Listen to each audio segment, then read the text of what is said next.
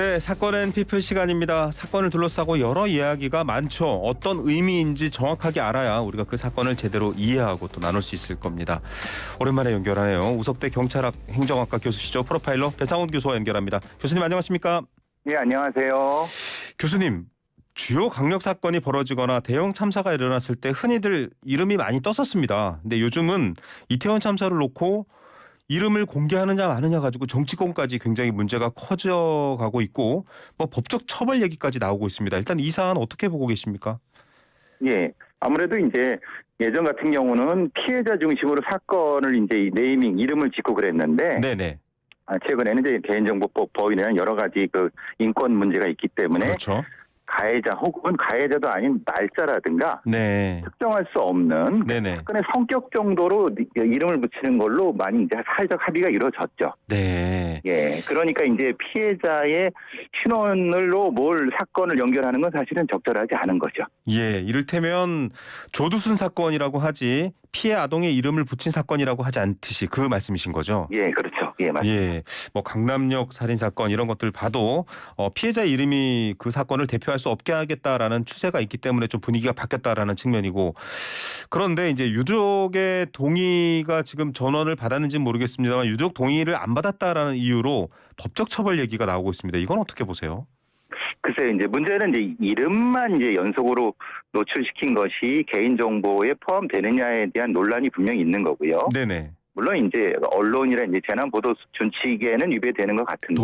도덕적인 부분은 네. 예, 근데 이제 문제는 형사법적으로 개인정보법의 영역인가 보는 변호사나 법률가마다 좀 다른 해석이 있더라고요. 네네. 예, 구체적으로 특정될 수 있는, 예를 들면 주민번호라든가 주소라든가 이름이 같이 나오거나 얼굴 나왔을 때는 특정할 수 있으니까 네네. 그거는 이제 분명히 법적인 문제가 걸리는데, 지금 이름만 노출된 부분은 사실 좀 논란이 좀 있는 것 같습니다. 예, 한동훈 근데 이제 장관도 사실은 뭐 불법 가능성이 좀 크다 이런 취지의 메모가 좀 보도가 노출이 됐었거든요.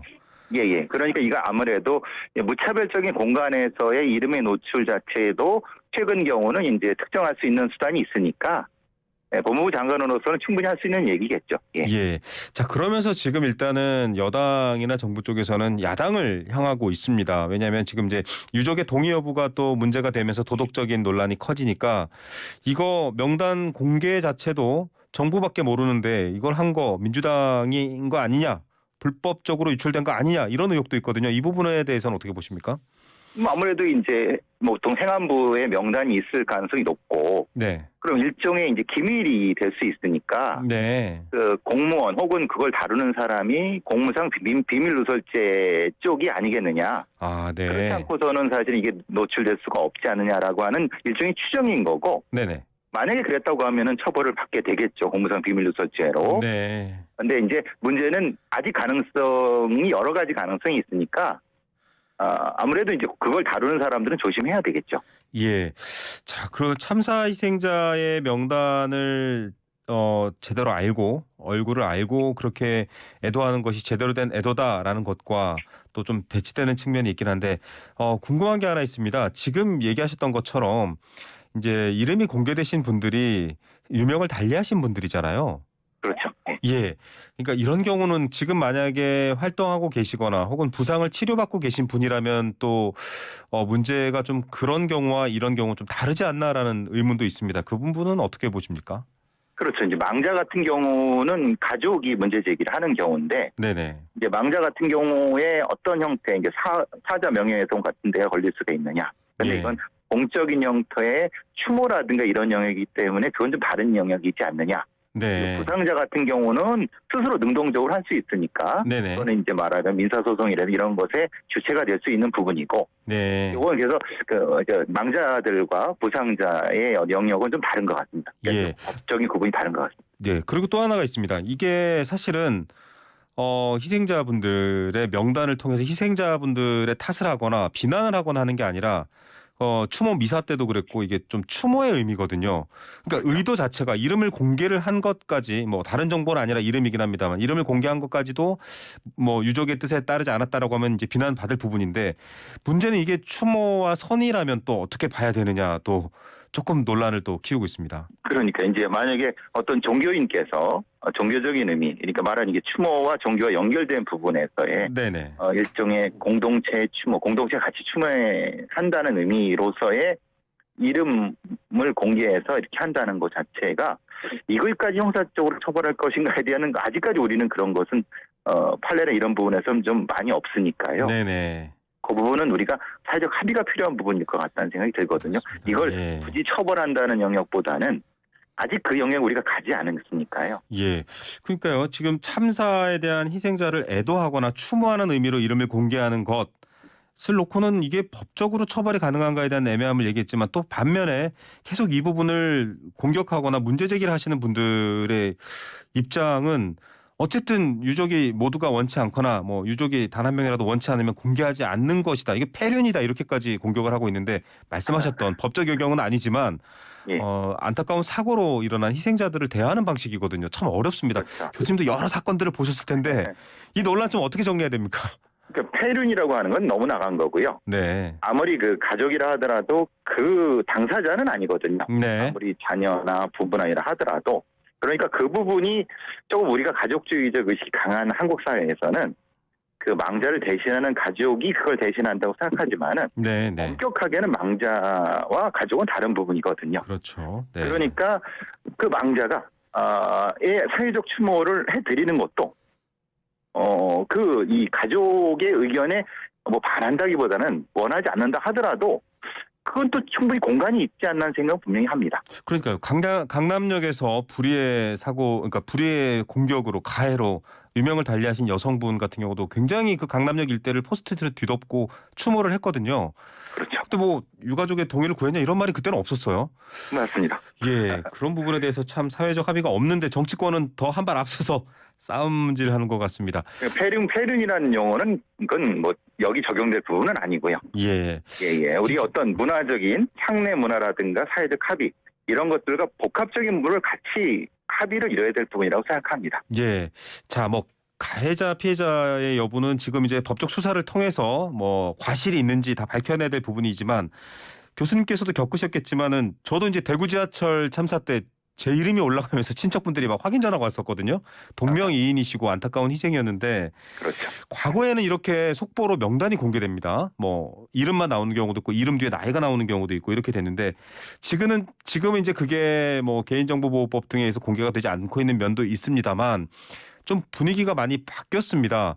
정보 공개에 대해서 굉장히 조심스러운 이유, 이런 사건 사고 혹은 이제 사망에 이르는 여러 가지 이런 사건에 대해서 이렇게 되고 있는 특별한 배경.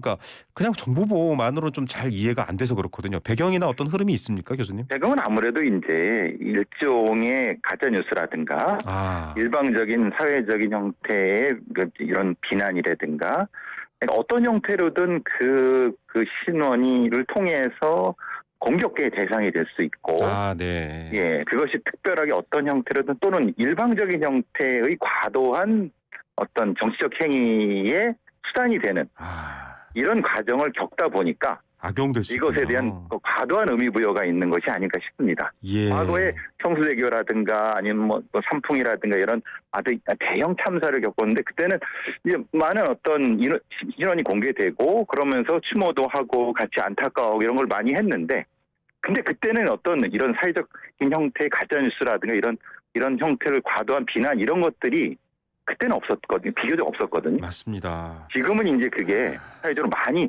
정치적 아니면 과도한 형태의 소비가 되다 보니까 맞아요. 지금 현장에 나오는 거 아닌가 싶습니다. 그러니까요. 아니 백화점에 왜 갔어? 뭐 쇼핑하러 갔어? 이런 비난 그때는 없었습니다. 이번에는 그렇죠.